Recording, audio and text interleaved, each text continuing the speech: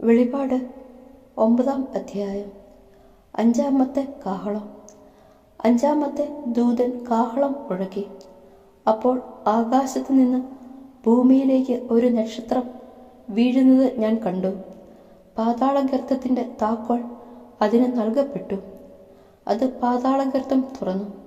അവിടെ നിന്നു വലിയ തീച്ചൂളയിൽ നിന്ന് എന്ന പോലെ പുക പൊങ്ങി. ആ പുക കൊണ്ട് സൂര്യനും അന്തരീക്ഷവും ഇരുണ്ടുപോയി. ആ പുകയിൽ നിന്ന് വെട്ടുക്കിളികൾ ഭൂമിയിലേക്ക് പുറപ്പെട്ടു വന്നു. ഭൂമിയിലെ തേളുകളുടേതുപോലുള്ള ശക്തി അവയ്ക്ക് നൽകപ്പെട്ടു.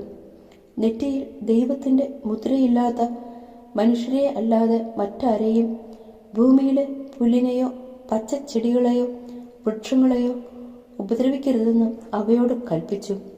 മനുഷ്യരെ കൊല്ലാനല്ല, 5 മാസം പീഡിപ്പിച്ച് ഞെരുക്കാനാണ് അവയ്ക്ക് അനുവാദം നൽകപ്പെട്ടത്. അവരുടെ പീഡനമാകട്ടെ തേള് കുത്തുമ്പോഴത്തേതു പോലെ തന്നെ. ആ നാളുകളിൽ മനുഷ്യർ മരണത്തെ തേടും, പക്ഷെ കണ്ടെത്തുകയില്ല. അവർ മരിക്കാൻ ആഗ്രഹിക്കും, എന്നാൽ മരണം അവരിൽ നിന്ന് ഓടിയകലും.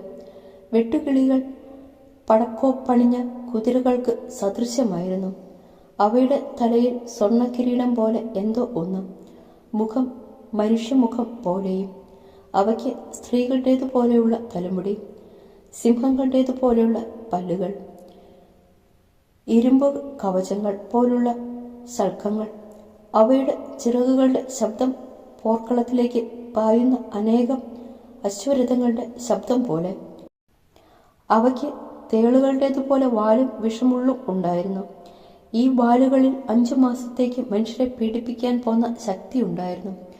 പാതാളത്തിന്റെ ദൂതനാണ് അവയുടെ രാജാവും. അവന്റെ പേര് ഹെബ്രായ ഭാഷയിൽ അബദോൻ, ഗ്രീക്ക് ഭാഷയിൽ അപ്പോളിയോൺ. 1-ാമത്തെ ദുരിതം കടന്നുപോയി. 2 ദുരിതങ്ങൾ കൂടി ഇനിയും വരാനിരിക്കുന്നു. 6-ാമത്തെ കാഹളം. 6-ാമത്തെ ദൂതൻ കാഹളം മുഴക്കി. അപ്പോൾ ദൈവസന്നിധിയിലുള്ള സുവർണ ബലിപീഠത്തിന്റെ 4 വളർക്കോടുകളിൽ നിന്ന് ഒരു സ്വരം ഞാൻ കേട്ടു. അത് കാഹളം പിടിച്ചിരുന്ന 6-ാമത്തെ ദൂതനോട് പറഞ്ഞു, യൂഫ്രട്ടീസ് വൻനദിയുടെ കരയിൽ ബന്ധിതരായി കഴിയുന്ന 4 ദൂതന്മാരെ അഴിച്ചുവിടുക. ആ 4 ദൂതന്മാരും വിമോചിതരായി. അവർ മനുഷ്യരിൽ 1/3 ഭാഗത്തെ കൊന്നെടുക്കാൻ നിശ്ചയിക്കപ്പെട്ടിരുന്ന മണിക്കൂറിനും ദിവസത്തിനും മാസത്തിനും വർഷത്തിനും വേണ്ടി തയ്യാറാക്കി നിർത്തിയിരുന്നവരാണ്. ഞാൻ കുതിരപ്പടയുടെ എണ്ണം കേട്ടു. 10,000ങ്ങളുടെ 20,000 മടങ്ങ്. ഞാൻ ദർശനത്തിൽ കുതിരകളെയും അവയുടെ പുറത്തിരുന്നവരെയും കണ്ടു. അവർക്ക് തീയുടെയും ഇന്ദ്രനീലക്കല്ലിൻ്റെയും ഗന്ധകത്തിൻ്റെയും നിറമുള്ള കവചങ്ങളുണ്ടായിരുന്നു.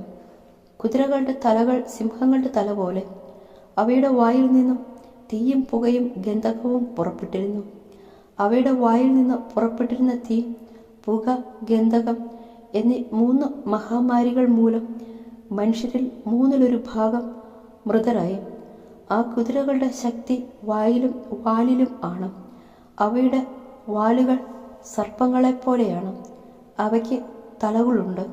ആ തലകൾ കൊണ്ട് അവ മുറിവേൽപ്പിക്കുന്നു.